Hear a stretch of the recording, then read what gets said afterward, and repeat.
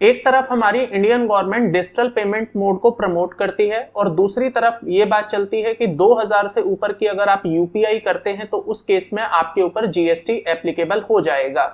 दोस्तों, काफी समय से सोशल मीडिया पर ये वाला एक रूमर चल रहा था कि government is now planning to impose a GST अगर आप 2000 से ऊपर की कोई भी यूपीआई पेमेंट करते हैं।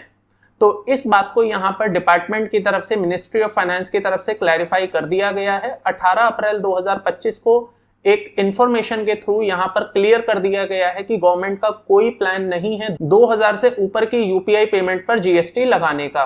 तो यहां पर उस इंफॉर्मेशन में क्लियरली कहा गया है कि अभी एट प्रेजेंट क्योंकि यूपीआई पर कोई भी एमडीआर चार्ज नहीं लगता है, तो ऐसे में कोई मतलब नहीं है उसके ऊपर जीएसटी लगाने का।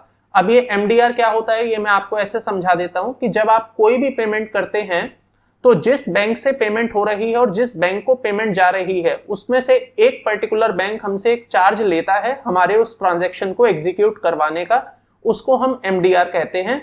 तो क्योंकि यहां पर यूपीआई पर कोई भी एमडीआर नहीं है, इसका मतलब जो पेयर बैंक है और जो पेई बैंक है दोनों ही आपसे कोई चार्ज नहीं लेते हैं।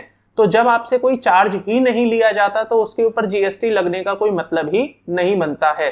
तो यहां पर जितने भी लोगों को ये कंफ्यूजन है कि 2000 से ऊपर वाली पेमेंट्स पर यूपीआई ट्रांजैक्शंस पर जीएसटी लगेगा या नहीं लगेगा, तो I would like to clarify 18 अप्रैल 2025 की इंफॉर्मेशन के हिसाब से मिनिस्ट्री ऑफ फाइनेंस की तरफ से कंफर्म कर दिया गया है कि there is no GST on such transactions. So I hope दोस्तों आपको इस पर एक क्लैरिटी मिल गई होगी। इसी तरह के इंफॉर्मेटिव एंड नॉलेजेबल वीडियोस देखने के लिए चैनल को सब्सक्राइब कर लीजिएगा।